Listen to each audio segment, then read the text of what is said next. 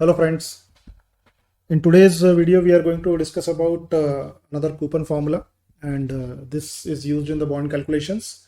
This particular formula, Coupnum, as the name suggests, it gives the number of coupons which are payable in between settlement date to the maturity date. So let's try to understand this formula by the example. The syntax of this formula is Coupnum, and then the four variables are settlement, maturity, frequency and basis.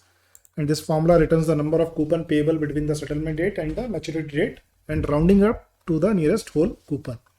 So issue date of security is taken as 1st of May 2021. Settlement date is taken as 14th of June 2021. Maturity date is taken as 1st of May 2025. The tenor of the bond, which is the difference between the maturity date and the issue date, is 4 years. Coupon rate is taken as 6%. Coupon rate is the interest rate which is paid on this bond. Then frequency of interest payment is taken as 2, that is semi-annual, and basis is taken as 3, that is actual by 365. All the above coupon days, BS and etc. we have discussed in other videos, so I am not going to repeat it again here.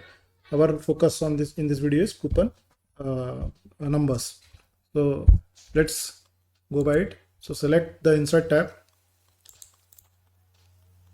and then select coupon number. Put the settlement date, maturity date, frequency, and then the basis. And here you can get that total 8 coupons are there which are payable from the in between settlement date to maturity date. You can see, you can cross check it also, like the settlement date is just near to the issue date, so none of the coupon has been paid in between this, and from here to here the entire coupons are being payable. So when yearly 2 coupons are there, so it means the 8 coupons will be payable. So this formula gives us the absolutely correct value. Thanks for watching my video.